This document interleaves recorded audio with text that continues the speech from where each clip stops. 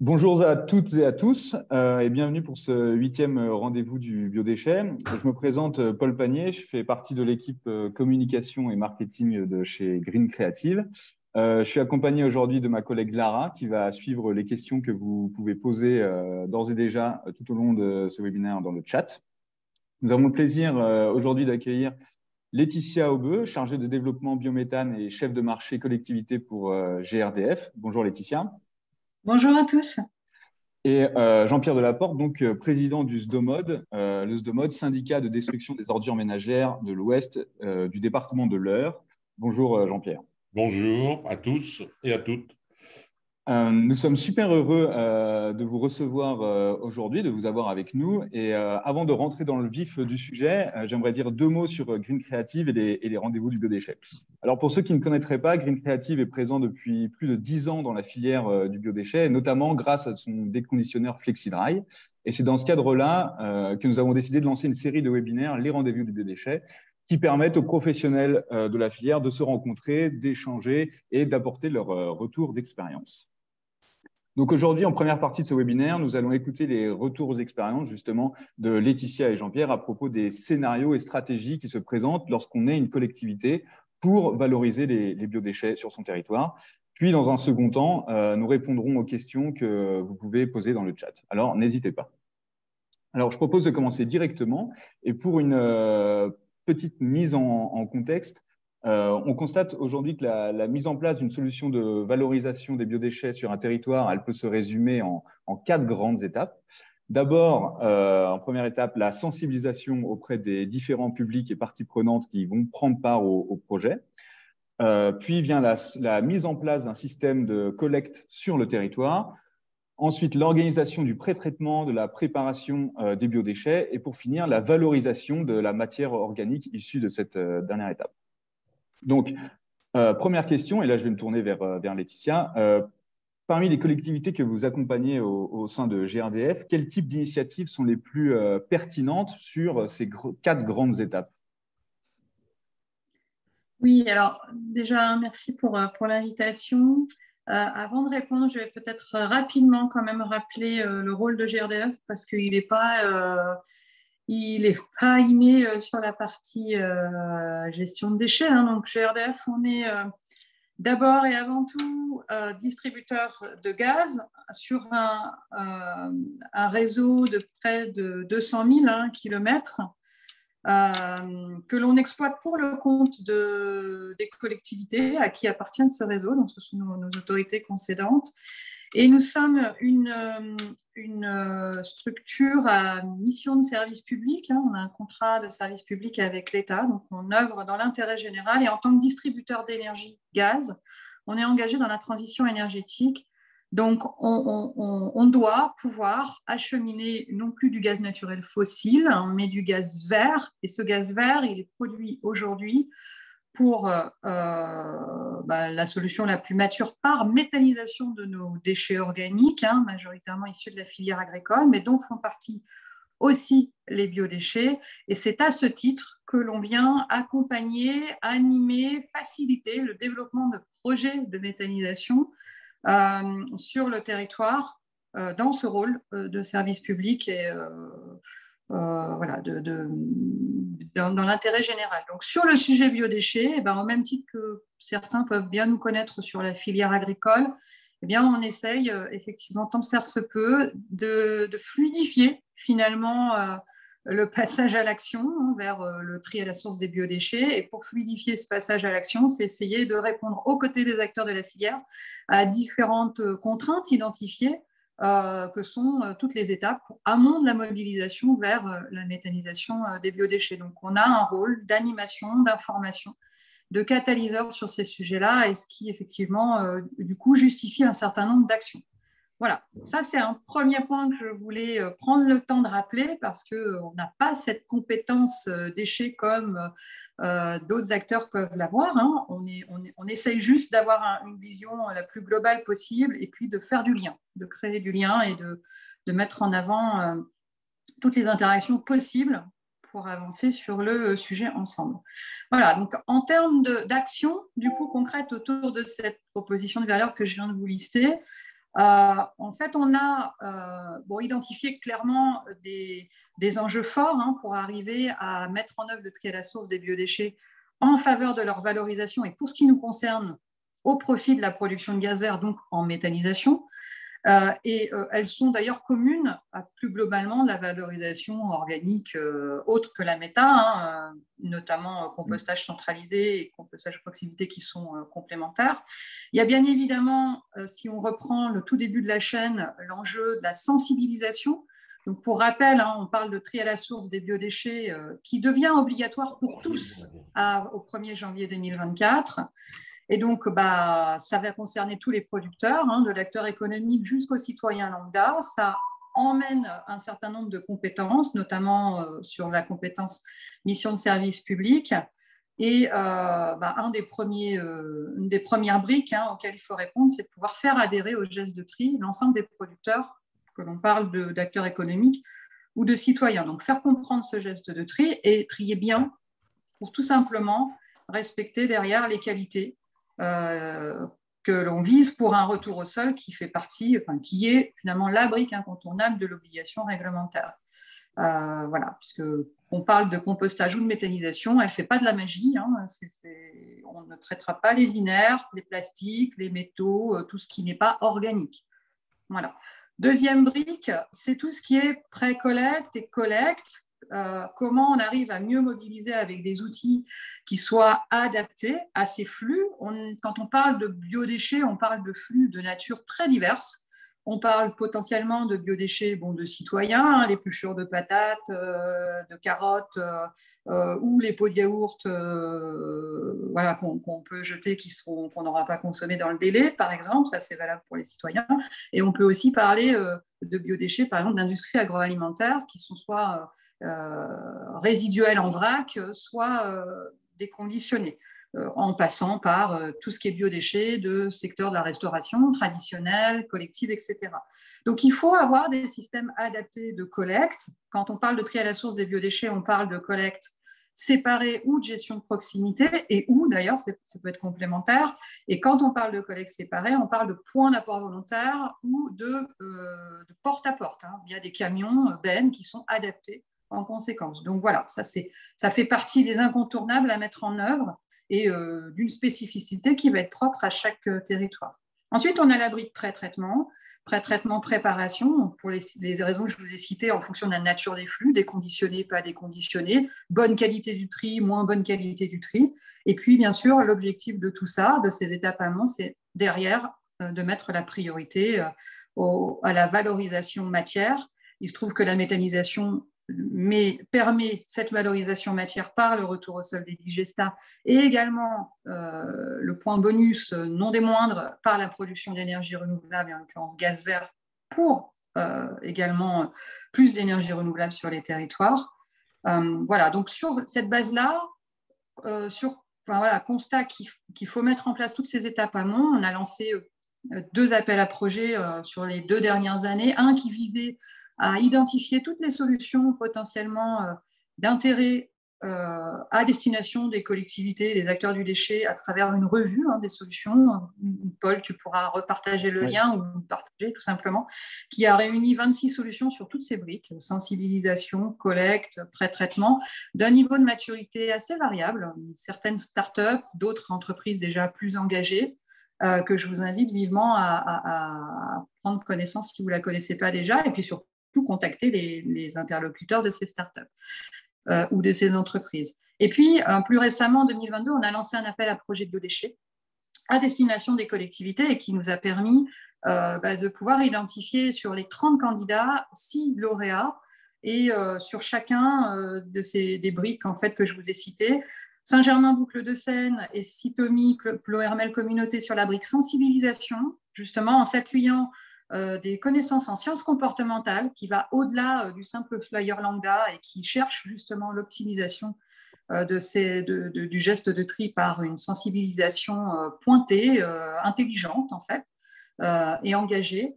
On a des solutions également qui sont en train de se décliner sur des études d'appel, des études de faisabilité technico-économique avec le syndicat d'énergie du Finistère Sud et un consortium de 9 méthaniseurs agriculteurs sur une étude technico-économique d'un site déconditionnement hygiénisation, et le SDOMON pourra en parler de son côté, avec deux bureaux d'études, Verdicité et S3D, qui ont accompagné le SDEF et ce consortium de 9 méthaniseurs pour évaluer la faisabilité technico-économique, avec une volonté aussi de flécher le biométhane produit à partir de ces biodéchets collectés, hygiénisés et déconditionnés, et ensuite méthanisés vers des usages mobilité, donc développement de stations GNV, bio-GNV. Et puis, on a aussi une démarche innovante de mobilisation des acteurs autour de l'écologie industrielle et territoriale avec l'agglomération de Maubeuge-Val de Sambre, parce un des points importants de la bonne mise en œuvre d'un tri à la source des biodéchets, notamment en faveur de la méthanisation derrière, c'est de pouvoir bien connaître l'écosystème d'acteurs de son territoire et de pouvoir identifier toutes les synergies qui peuvent s'opérer, à la fois matière et énergétique. Voilà, finalement des boucles d'économie circulaire, puisque c'est bien ça le sujet, faire de l'économie circulaire quand on gère les biodéchets et arriver à capter l'ensemble de la valeur. Voilà. J'essaie d'aller vite parce que je parle beaucoup et je pense que j'ai déjà cramé mon temps. Non, voilà. Ça, on aura moins à dire. Merci beaucoup, Laetitia, pour ce retour d'expérience. Je vais me tourner du coup côté SDOMOD. Et ce que je comprends bien, Laetitia, c'est que chaque territoire a ses spécificités pour la mise en place d'un système de valorisation de biodéchets et qu'en fait, il faut avoir une lecture de valorisation de cette matière-là.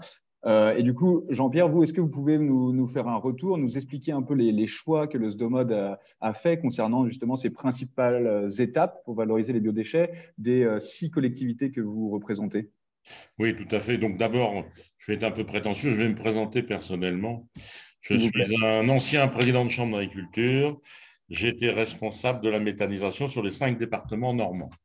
Donc je connais parfaitement bien la méthanisation et je siège à l'ADEME Normandie.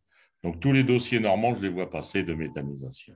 Donc je suis très convaincu pour le gaz vert, évidemment. Je suis sûr que c'est sûrement là où une des très bonnes solutions.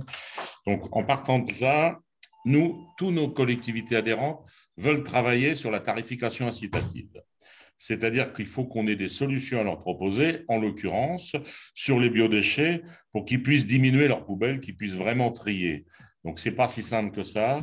Avant de prendre la position méthanisation, nous avons gardé le compostage. Nous sommes allés sentir en Bretagne, par exemple, des tas de compost infâmes, où j'ai dit, il ne faut surtout pas faire ça.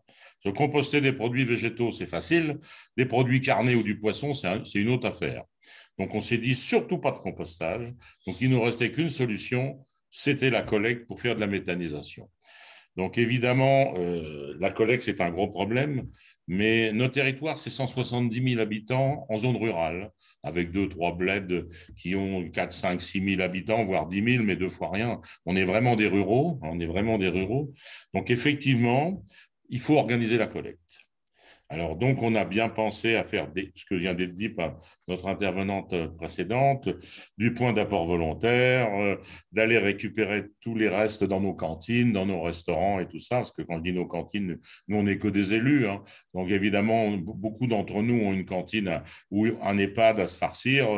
Donc, effectivement, il faut commencer par nous. Donc, on va collecter tout ça avec des points d'apport volontaire et du porte-à-porte, bien sûr. Donc, avec les 2 systèmes de collecte mélangés. On a imaginé le matériel, parce qu'on fait en régie en plus. Nous, on veut faire en régie. On a imaginé le matériel pour aller chercher les caisses palettes, pour aller chercher les déchets chez les gros producteurs. Enfin, on a fait le tour à peu près. Quant à la méthanisation, on aurait pu mettre un méthaniseur en plus au syndicat, sauf que notre territoire est bien couvert en agricole, ce que j'appelle méthaniseur agricole, il est bien couvert. Donc, on a de quoi alimenter 3-4 méthaniseurs dans un premier temps. Donc, on s'est dit, on va utiliser les méthaniseurs de territoire plutôt que d'en mettre un parce qu'on n'a pas voulu ajouter des nuisances à notre territoire. En fait, on a un centre d'enfouissement sur lequel on valorise les biogaz d'ailleurs. On valorise les biogaz, on ne les met pas en injection, malheureusement, on les met en cogénération. On aurait dû les mettre en injection, mais on est parti un peu plus tôt, quoi. Donc, on est en cogénération sur notre centre d'enfouissement.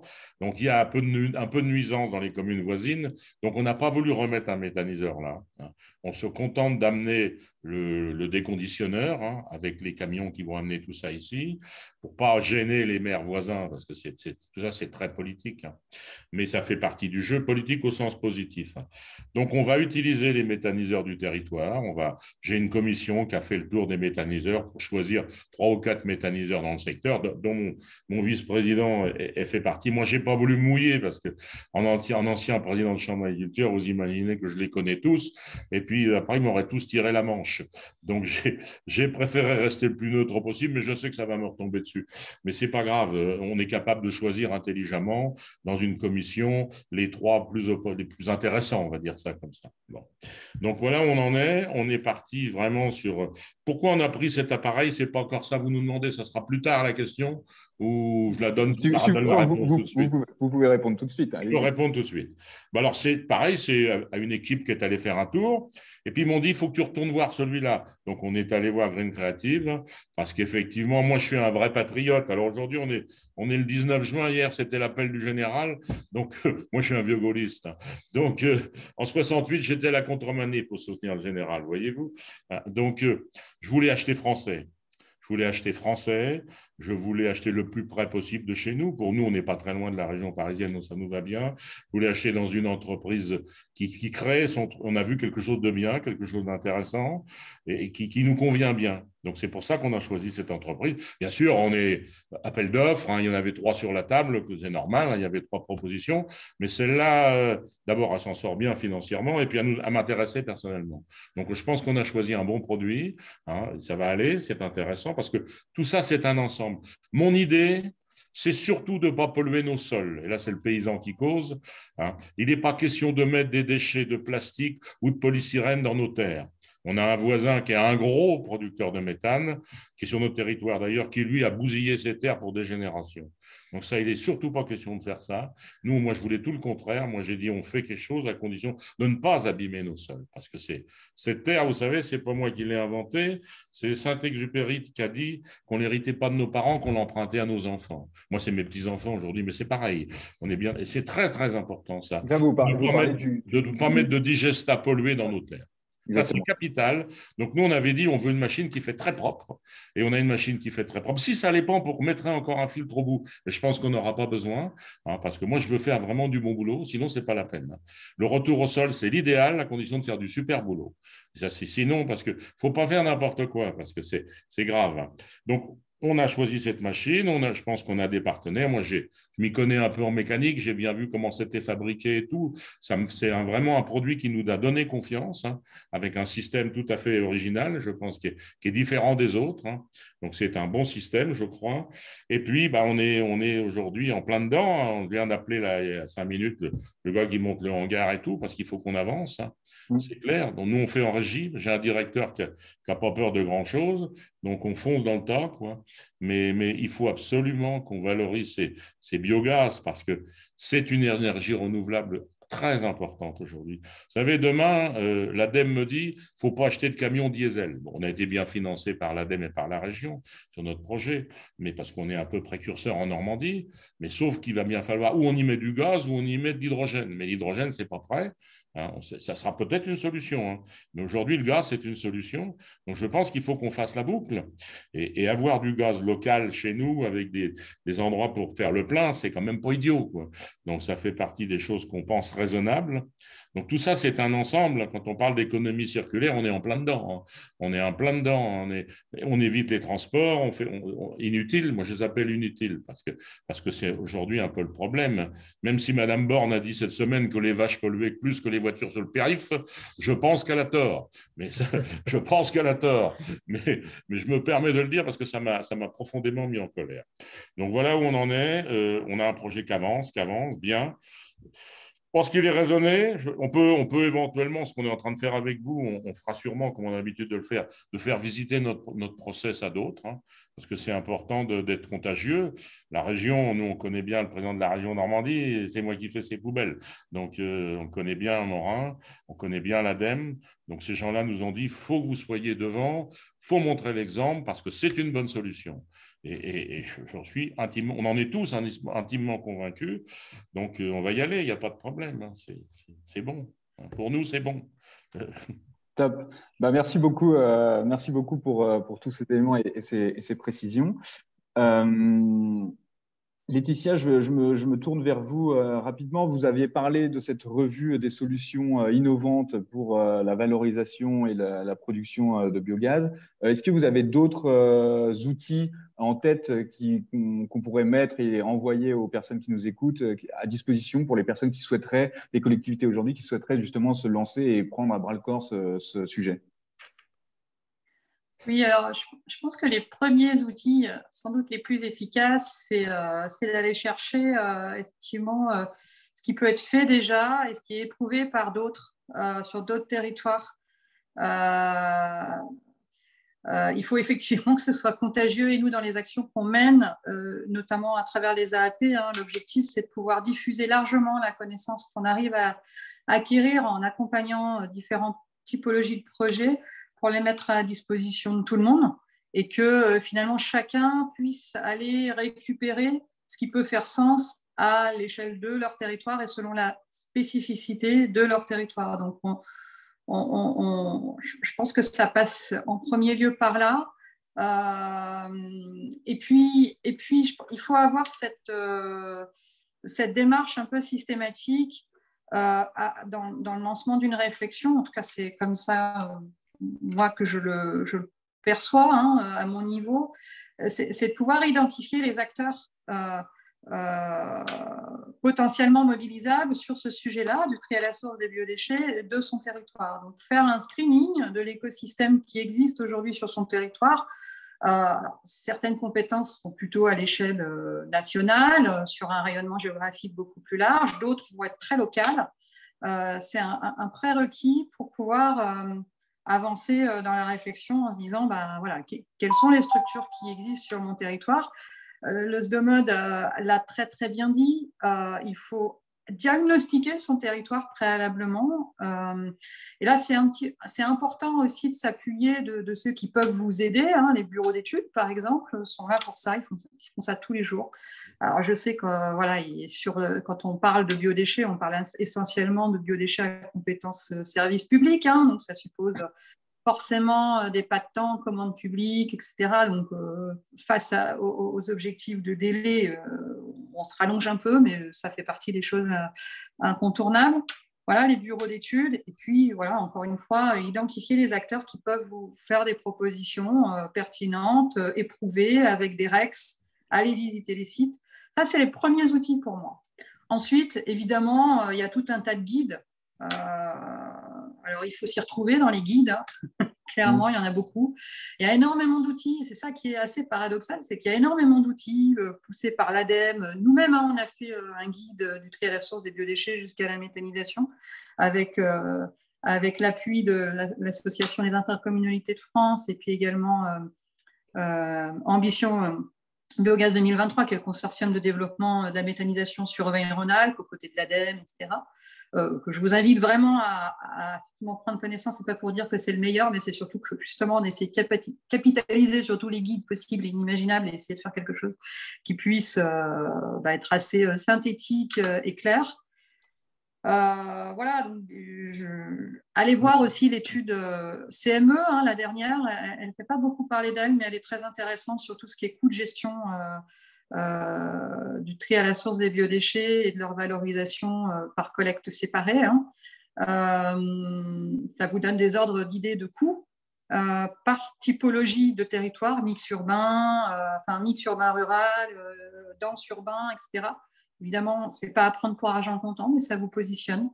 Voilà, donc ce n'est pas les outils qui manquent, ce n'est pas les aides ADEME non plus, puisqu'il y a eu quand même France Relance qui est passé par là, il y a un certain nombre d'aides. Justement, on a une question là certains ont posé surtout peut-être plus à destination du SDOMOD, mais est-ce que vous avez bénéficié du fonds vert pour monter ce projet?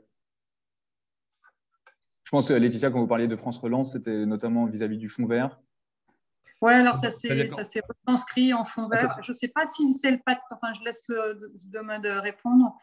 Il me semble que le fonds vert est arrivé après l'appel d'offres du SDOMOD. Oui. Je ne sais pas si ça s'est compilé ou pas.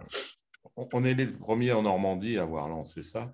Donc, effectivement, on est passé en amont. On a eu des aides directes de la région et des aides directes de l'ADEME. Notre dossier a été bien financé, très bien financé.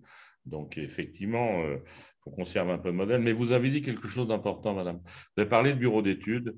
On a choisi, nous aussi, un bureau d'études. Il faut en choisir un bon. Il faut choisir un bureau d'études local qui sait de quoi il parle. On a choisi un bureau d'études normand avec lequel on a l'habitude de travailler. C'est normal. Des gens qu'on connaît bien.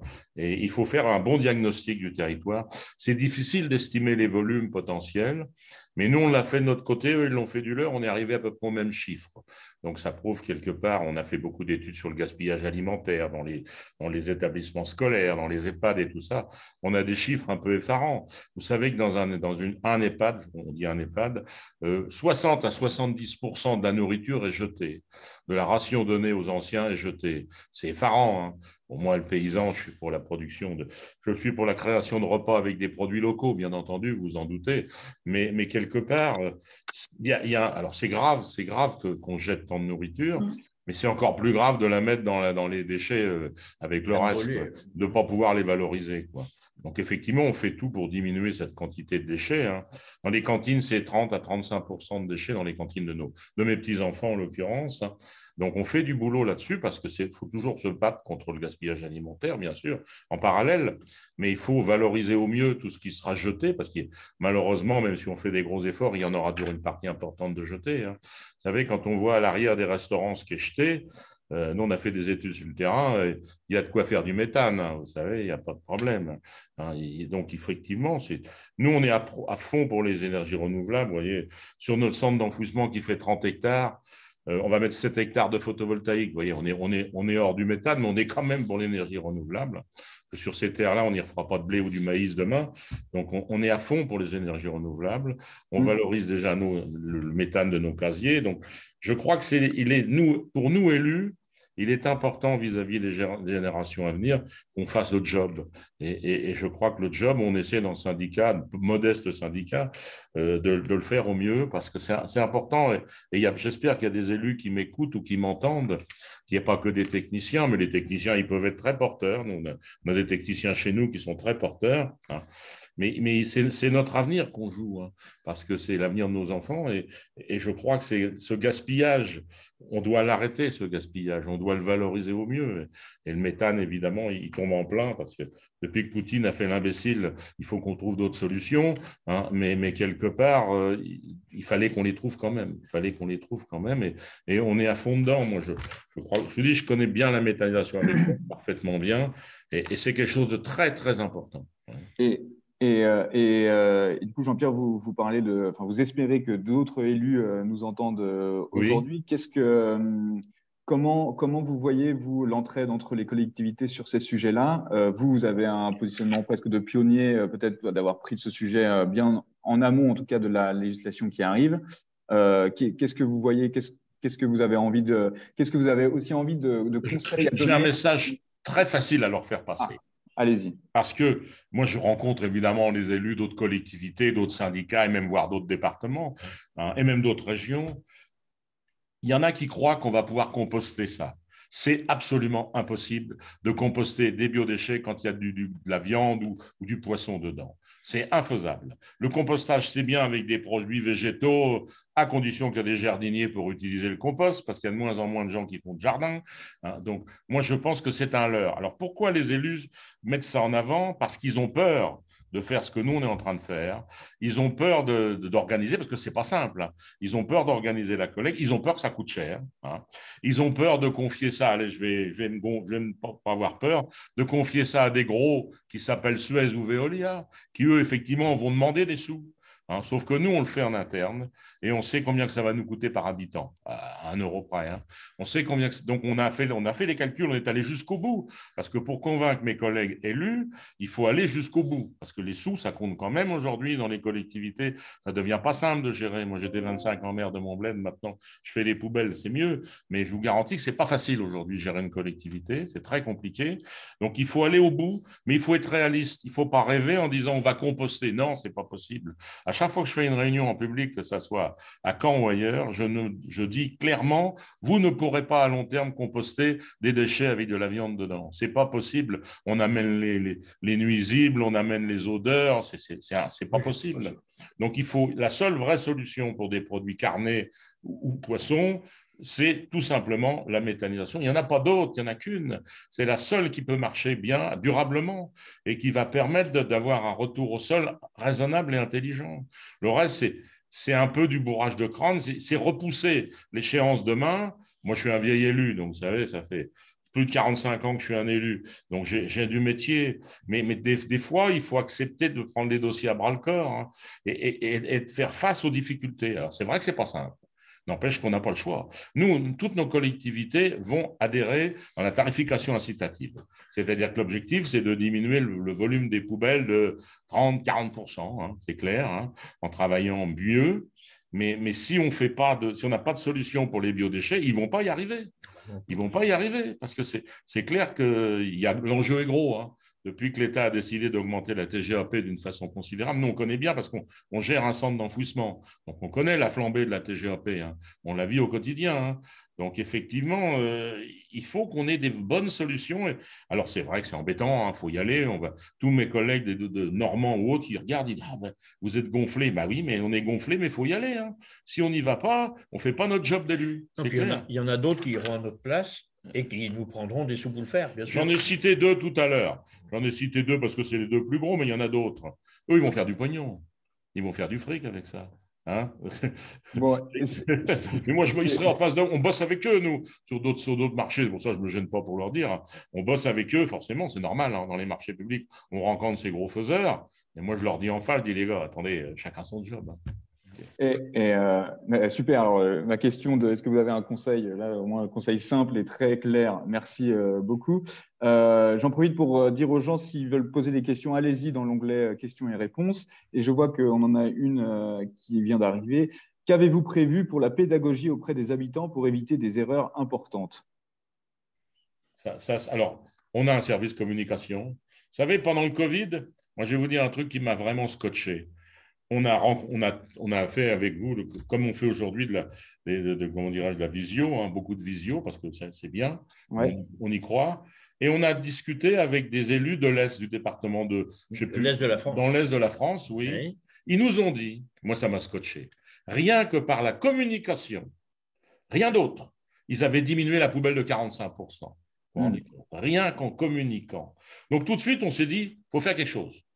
Donc, on a décidé de communiquer. On a embauché des ambassadeurs de tri. On met le paquet sur la communication parce que c'est bien gentil de faire des choses, mais il faut le faire savoir, il faut le dire, parce que pour que ça marche. Et je suis persuadé que nous, on a vraiment mettre les moyens, nos 4 collectivités adhérentes aussi, sur la communication, de manière à ce que les gens ils comprennent bien la démarche, qu'ils voient bien ce qu'il faut faire, l'intérêt et tout. Alors, il y a des gens qui ne le feront pas, on n'est pas naïfs, hein, mais si on arrive à en convaincre les 3/4, ça sera parfait. Ça sera une très bonne solution. On n'a pas beaucoup d'habitat vertical dans nos zones rurales, donc c'est déjà un peu plus facile. C'est plus difficile en habitat vertical, ça c'est clair, hein, mais on n'est pas naïf. Il faut communiquer sans arrêt, mettre en place des gens, aller voir les gens, faire du porte-à-porte, envoyer bien sûr des documents écrits. Mais ça, on a un service de communication qui bosse là-dessus. Mais franchement, c'est sûrement, et cette question-là, elle est excellente, hein, c'est sûrement la première des choses à faire, la plus facile, la plus économique à faire. Communiquer, en mettre les moyens sur le terrain, c'est capital. Et il faut que les Comcom adhérentes relaient tout ça aussi. Ils ont un rôle à jouer, presque plus que le syndicat, même à ce niveau-là, parce que les Comcom, ils sont plus près des gens. Donc, les maires, moi personnellement, j'insiste beaucoup auprès des maires, parce que c'est eux qui sont près des habitants. Donc, il faut que tout le monde s'y mette pour que ça marche. Bien sûr. Juste pour compléter là, le propos sur l'importance de la communication, justement, on accompagne Saint-Germain-Boucles de Seine sur une étude, une expérimentation de collecte en point d'apport volontaire et derrière, sur une partie de leur territoire, une valorisation en méthanisation. Dans ce qu'ils ont mis en place, ils ont réussi à obtenir un taux de participation donc, sur la base d'une communication engagée, donc avec une entreprise qui s'appelle CityLab. Ils ont mobilisé entre 60 et 70% de l'ensemble des inscrits au tri à la source sur point d'apport volontaire. Donc, c'est plutôt un chiffre vraiment intéressant. Voilà, pour vous donner un peu quelques… Ouais, moi, si je peux compléter, nous, on a sur notre territoire 5 à 600 points d'apport volontaire. On collecte le verre, bien sûr, en point d'apport volontaire, comme tout le monde, mais on collecte les fibreux en apport volontaire, ce qui nous fait déjà des bases sérieuses. Et alors là, bon, je sors du sujet, mais on arrive à valoriser très, très bien des fibreux qui sont propres par rapport aux fibreux souillés avec la boîte de raviolis. Par exemple, je donne un exemple habituel. Et donc, on connaît bien l'apport volontaire, on connaît bien la collecte en apport volontaire. Donc, c'est facile pour nous de remettre un casier spécial ou un contenant spécial pour les biodéchets. Il suffit de le mettre à côté. Par contre, il faut organiser la collecte. Et là, c'est autre chose. C'est pour ça qu'on a préféré le faire en régie, parce que l'hiver, ça va bien. L'été, il ne faut pas que ça sente trop mauvais. On est bien d'accord. Donc, il faut que la périodicité des collectes soit bien adaptée. Il faut qu'on ait notre matériel et tout. Donc, on s'ennuie, mais il faut le faire comme il faut. Sinon, ce n'est pas la peine. Ça marche. J'ai une autre question qui est venue. Bonjour, comment vous assurez-vous des bonnes techniques choisies pour éviter des indésirables dans le digestat qui revient au sol? Alors ça, c'est la machine qui fait tout. Hein. C'est le déconditionneur qui fait tout. Hein. C'est pour ça qu'on a été très, très vigilant sur le choix du déconditionneur. On a vu des systèmes qui broyaient. Et moi, je connais bien, vous savez bien, vous avez compris qu'avec ma formation et mon habitude, les systèmes qui broient font des petits morceaux. Et les petits morceaux, on n'arrive plus à les trier après. Parce qu'avec le système qu'on a choisi chez Green Creative, ce n'est pas du tout un broyeur. Hein. C'est une machine qui écrase avec une force centrifuge. Donc, les pots de yaourt, par exemple, on ne les écrase pas, on va les laisser entiers. On va vider tout ce qui est dedans, on va perforer de manière à bien vider les emballages, même les emballages complets. Si demain, on va chercher dans la grande distribution des produits invendus, ce qui est probable, hein, c'est notre ambition, eh bien, on va percer. Et effectivement, le choix de la machine est capital. Et on a pris le temps, on a été en voir plusieurs machines. Et là, je crois qu'on a fait un choix, c'est pas parce que c'est vous qui êtes en face de nous, mais on a fait un choix réaliste et concret, hein, de manière à être efficace pour ne pas faire ces petits morceaux, pour ne pas broyer. Parce que broyer, après, quand on a fait des petits bouts, on ne peut pas les faire regrossir. Hein. Donc, il faut les assumer jusque dans le digestat, et là, c'est la panique, quoi. Donc, moi, je ne veux pas de petits bouts. Donc, c'est pour ça que j'ai dit, s'il fallait, on remettrait une filtration supplémentaire. On a gardé la place dans le bâtiment, dans le process, mais je pense qu'on n'en aura pas besoin. Mais c'est capital, hein. La machine est très, très importante. Ça, c'est sûr. Très clair. Une autre question. Bonjour, si l'on retrouve des biodéchets dans les ordures ménagères d'un administré au mois de mars 2024, que peut-on faire réglementairement? La loi n'a pas l'air très claire là-dessus. Après le passage d'un ambassadeur du tri, par exemple, communication, prévention, etc. Je pense que réglementairement, on ne peut rien faire. Il n'y a que la facture qui va leur tomber dessus, quoi. Hein, c'est clair que si on veut il faut arriver à les convaincre que s'ils ne veulent pas payer trop cher en OM, s'ils veulent encaisser la TGAP, il n'y a qu'une chose à faire, c'est de trier correctement. Hein. Il faut que la poubelle jaune soit bien utilisée, qu'on y mette tout ce qu'on peut dedans. Hein. Et puis, effectivement, nous, on bosse avec Citeo, vous vous en doutez, forcément, c'est des partenaires habituels pour nous. Hein. Mais il est clair qu'il faut vraiment que les gens jouent le jeu. Ceux qui ne joueront pas, ils paieront, et puis c'est tout. Vous savez, moi, j'ai vu pendant les grèves qu'il y a eu et tout ça, les poubelles à Paris. Bon, on est loin de tout ça. Nous, heureusement, on est meilleur que tout ça parce que ces gens-là auront des vrais soucis. Ça, c'est clair que les gens en ville qui ne peuvent pas trouver de vraies solutions, ils vont dérouiller. Hein. Nous, on veut justement essayer de les sortir de ce piège. Hein, c'est clair. Bon, et ça sera leur effort. C'est pour ça qu'on revient à la communication. Il est capital qu'on arrive bien à faire passer le message. Je vous dis, si on a 3/4 des gens qui le font, ça sera bien. On ne va pas être naïf, il ne faut surtout pas être naïf. Mais ça sera bien. Il y en a qui ne le feront jamais, ben, tant pis pour eux, ils paieront, hein, c'est tout. Hein. D'accord, très clair. Peut-être juste compléter, si je peux me permettre de compléter, il y a effectivement donc, les dispositifs incitatifs dont la hausse de la TGAP, hein, qui, sur une estimation, j'avais estimé que c'était autour de plus 10% hein, du budget global déchets, une fois qu'elle aura atteint son maximum à 65 € la tonne hein, en 2025. Hein, sur, on connaît par bien rapport à un on connaît les référentiel. chiffres, on connaît les chiffres. Ouais, non, ça serait intéressant de partager effectivement sur vos estimations. Et puis, il ne faut pas oublier aussi que effectivement, aujourd'hui, la majorité des collectivités ne sont pas soumises à obligation de résultat, mais juste à obligation de moyens hein, à travers cette loi, excepté ceux qui sont en tri mécano-biologique, où là, ils ont des critères de respect du tri imposés. Mais pour autant, moi, je fais souvent une analogie, parce que je travaille aussi côté station d'épuration et production de biométhane sur station d'épuration. Faut savoir que cette obligation de tri à la source des biodéchets, elle émane de l'Europe, hein, avec la directive européenne déchets de 2008, qui a été modifiée en 2018. Et l'Europe, elle impulse des objectifs hein, qui sont repris ensuite en loi française. Et un des objectifs, c'est 65% de valorisation matière à 2030. Les biodéchets en font partie. Ce qui se passe typiquement, parce qu'il y a eu des objectifs de ce type-là aussi sur le bon état écologique, physico-chimique des eaux, des milieux aquatiques. Quand on n'atteint pas les objectifs de l'Europe, il y a pénalité au bout d'un moment. Et donc, il y a mise en demeure. Ce qui peut se passer, c'est typiquement ça aussi sur la partie biodéchets et puis déchets plus globalement. Hein, quand on n'atteint pas les résultats, c'est pénalité à l'Europe. N'oublions pas aussi que les ISDND sont aussi rechallengées hein, par rapport à leur portée en privé ou portée en régie. Elles ne sont plus censées recevoir des flux de biodéchets. Si elles en reçoivent, elles peuvent être mises en demeure. Voilà. Et qui dit mise en demeure, dit j'ai plus le système de traitement de mes déchets et je dois réagir en urgence pour arriver à trouver. Et donc, quand on réagit en urgence, on n'est pas du tout optimal au niveau des coûts. Voilà. Ok, merci beaucoup pour ce complément de réponse. Laetitia, j'ai une question qui vous est destinée, il me semble.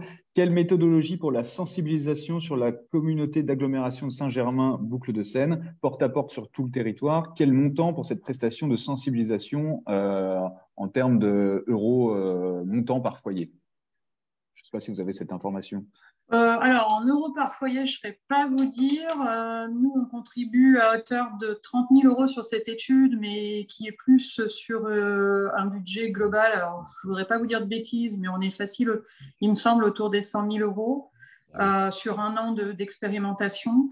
Et au niveau des méthodes de sensibilisation, c'est effectivement du porte-à-porte, beaucoup de questionnaires. C'est exactement aussi le principe qui est porté sur Ocitomi et Plohermel Communauté, où il y a donc une entreprise qui vient faire qui vient adresser les producteurs citoyens en porte-à-porte, mais les questions sont assez ciblées. Et ensuite, il y a tout un dispositif de relais, de capitalisation de l'information pour garder le citoyen entre guillemets en éveil.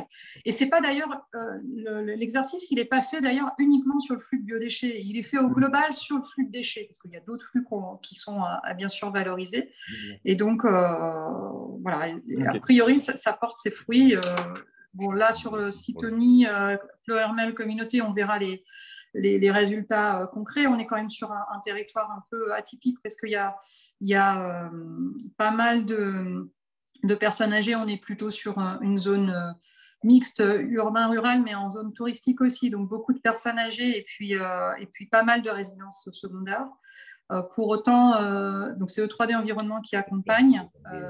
Et sur Montpellier, ils ont fait l'exercice. Donc là, on était quand même sur un territoire plus important, ce qui permet de gagner 30% de plus en taux de capture en menant une politique de sensibilisation ciblée et sur la base des connaissances en sciences comportementales avec des entreprises qui sont spécialisées pour accompagner les collectivités sur ce sujet-là. Ok, super intéressant. Merci beaucoup. Alors, je vois l'heure qui passe, mais il y a beaucoup de questions. J'en ai une dernière pour le SDOMOD. Collecte en régie pour les biodéchets et déconditionnement, hygiénisation. Installation uniquement pour le SDOMOD ou partagée avec d'autres collectivités ou gros producteurs? La réponse est claire. On est prêt, effectivement, si on a du potentiel, à accepter des voisins ou des gros producteurs. Ça fera notre deuxième étape. C'est clair qu'on a dimensionné le process de manière à pouvoir en prendre un peu plus, c'est évident. Moi, mon idée, c'est toujours tout ce qui est local. Je l'ai dit tout à l'heure, le moins possible de transport. Donc, c'est évident que s'il y en a des voisins qui sont intéressés, on va leur dire oui, sans problème. On n'aura pas de mal à trouver les méthaniseurs derrière. On a ce qu'il faut largement sur le territoire en potentiel. Donc, oui, on est prêt à prendre d'autres avec des coûts qui seront très raisonnables. On a à peu près calculé nos coûts, donc on est prêt. Oui, c'est sûr que dans un premier temps, la machine ne va pas marcher à 100%, mais ça va monter en puissance. Et puis, on est parti sur des horaires raisonnables. Donc, s'il faut travailler plus longtemps dans la semaine, on travaillera plus longtemps dans la semaine. On a comment dire, imaginé tous les volumes et les dimensions pour pouvoir en faire plus. C'est clair, on est prêt à travailler avec d'autres. On aura des demandes, on en a déjà plus ou moins déjà, qui commencent à se préparer, parce qu'on est vraiment dans un système économique, intelligent, environnemental. Donc, ça va marcher, c'est sûr, on sait que ça va marcher. Donc, moi, c'est pour ça que je voulais, dès le début, qu'on ait un digestat sortant des méthaniseurs irréprochable. Parce que ça va marcher, c'est sûr que ça va marcher. Il n'y a pas de problème. D'ailleurs, quand on a acheté la machine, on a regardé son potentiel possible, jusqu'à combien de tonnes on pouvait faire par semaine, quoi. Sans travailler des 3-8. En travaillant sur 2 postes, par exemple, on a vu exactement combien on pouvait en faire par semaine et combien on pouvait faire. C'est pour ça qu'on s'est engagé à livrer nous-mêmes la pulpe dans nos méthaniseurs pour organiser la planification de la livraison, parce que on sait qu'un paysan l'été, quand c'est la moisson, il a moins de temps à consacrer. Donc, on va leur amener directement le produit chez eux. On va organiser le transport, il va être payant, mais on sait combien que ça va coûter de la tonne à peu près. Ça, c'est facile à chiffrer.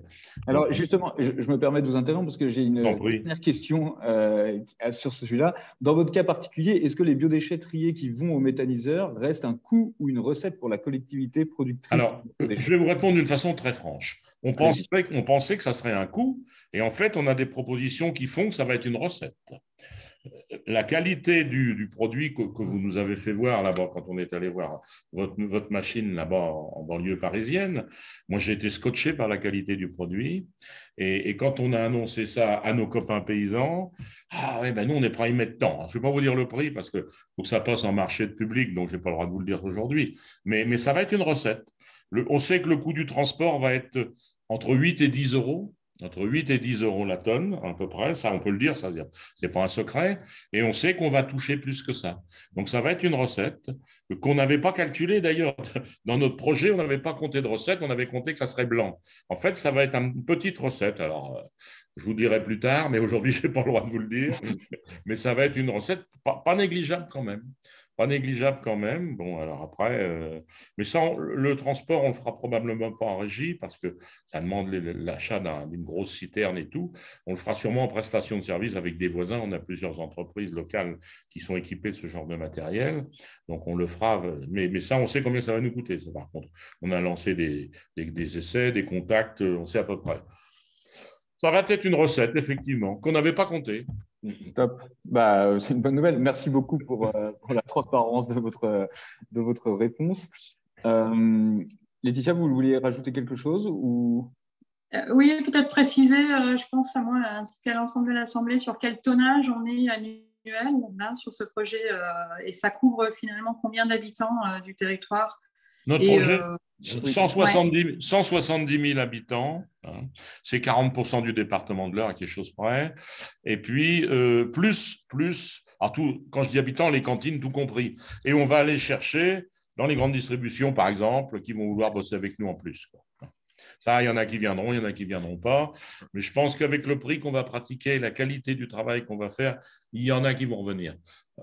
Parce que vous savez bien qu'ils sont obligatoires. La loi les oblige à trouver des solutions. Mais ce sera autour de 400 000 tonnes. Oui, à peu près. Donc, pour commencer. Pour commencer, oui. Pour commencer. Merci. Ok. Et du coup, là, dernière question. Quel est votre process d'hygiénisation du digestat? L'hygiénisation, c'est ça que vous m'avez dit. Ah oui, de la soupe. Oui, l'hygiénisation du produit. Oui, exactement. La soupe. Alors, c'est très clair. Sur notre sens d'enfouissement, on a, comme je vous l'ai dit tout à l'heure, une valorisation des gaz en cogénération. Donc, on a des moteurs et on a de la chaleur fatale à utiliser. Et cette chaleur fatale, elle n'est pas parfaitement utilisée, on va dire. Donc, on va en détourner une partie pour hygiéniser. Donc, on a la chaleur d'origine, on l'a, elle va nous coûter rien, à part mettre un tuyau, quoi. On a la chaleur fatale qu'on va valoriser comme ça. Donc, ça, c'est une opportunité. Hein. Donc, c'est un peu pour ça qu'on a fait ça. Hein. Donc, on la valorise, mais pas très bien. Donc, on va la valoriser très, très bien. Vous savez, ce n'est pas si compliqué que ça d'hygiéniser. Hein. Il faut monter à 70 degrés pendant 1 heure, c'est ça? 1 heure, 70 degrés, 1 heure. Donc, ce n'est pas compliqué. Hein. Ça va se faire facilement, il n'y a pas de problème. Donc, mais c'est important l'hygiénisation. D'abord, c'est légal, c'est obligatoire, mais de toute façon, il faut le faire parce qu'il n'est pas question de polluer. Encore une fois, il n'est pas question, une fois de plus, de balancer des bactéries ou dans la nature comme ça. On est là pour faire du bon boulot, on les fait crever, les bactéries, on n'en parle plus. Voilà, donc c'est clair. Ok, super, merci beaucoup. Là, c'est l'heure de vous remercier, Laetitia, Jean-Pierre. C'est quand vous voulez. C'est quand votre intervention. C'est quand vous voulez. Moi, je propose parce que j'en ai très fier de bosser avec une entreprise française qui va faire du bon boulot. C'est pour ça que si un jour on peut vous aider, c'est quand vous voulez. Vous voyez. Et en plus, c'est pas intéressé parce qu'on vous demande même pas d'argent. Moi, personnellement, je serais ravie de pouvoir visiter votre site une fois qu'il sera en fonctionnement. Avec plaisir, madame. Avec plaisir. On organisera une visite dans le cadre du FlexiTour. Et c'est eux qui nous paieront à manger, par contre. Voilà. Non, mais des visites sont prévues pour nos habitants, tout ça, justement, qui voient bien qu'on va au bout de la chaîne et les sensibiliser en même temps. Donc, notre site sera visité, comme de bien entendu. Notre site est visitable. On fait venir, bien sûr, des contribuables de base, mais tous nos élus viennent quand ils veulent, les conseillers municipaux. Les écoles ou autres. Ouais, les gamins aussi, tout ça. Top. Vous savez, c'est la pédagogie, c'est ça. Hein. Merci beaucoup. Bon après-midi. Merci. Au revoir. Merci à tous. Au revoir, madame. Au plaisir. Au revoir.